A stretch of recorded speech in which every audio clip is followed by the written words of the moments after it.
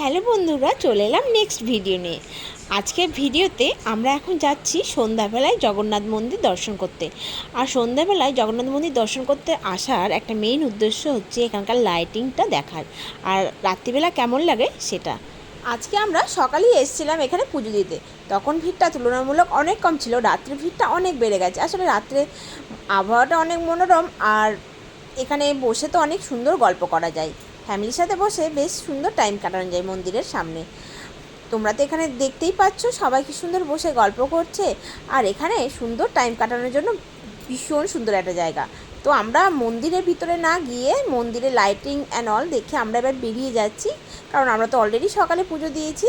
তো আমরা বেরিয়ে গিয়ে এখন আমরা যাব রাত্রিবেলা ওল্ড দীঘাতে। ওল্ড দীঘাতে আমাদের যাওয়া হয়নি, যেহেতু আমরা নিউ দীঘাতেই ছিলাম, তাই এখন আমরা যাব ওল্ড দীঘাতে।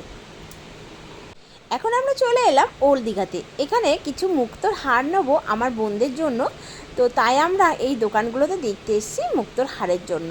তো আমরা মোটামুটি 3-4টে হার নিয়ে আমরা এবার চলে এলাম সমুদ্রে রাত্রেবেলায় সমুদ্রের গর্জনটা শুনতে খুব ভালো লাগে। তো আমরা এখানে বেশ কিছুক্ষণ বসে সমুদ্রের ঢেউ দেখে লোকজন অনেক এনজয় করছিল। সব কিছু মিলিয়ে বেশ ভালো একটা সুন্দর সন্ধ্যা কাটলো। আমরা যখন পুরীর সমুদ্রে যাই তখনও আমরা এইভাবে ঘন্টার পর ঘন্টা সমুদ্রের বিচে বসে থাকি সমুদ্রের গর্জনটা শোনার জন্য। এখানেও তাই, সমুদ্রের গর্জন শুনে আর সমুদ্রের ধারে বসে এখান থেকে উঠে আসতে ইচ্ছা করে না। যাই হোক, অনেকটা রাত হয়ে যাচ্ছে, তো আমাদেরকে এবার হোটেলে ফিরতে হবে। তার আগে আবার ডিনারও করতে হবে। তো আমরা এখন এখান থেকে চলে যাচ্ছি। টাটা, দেখা হবে পরের ভিডিওতে।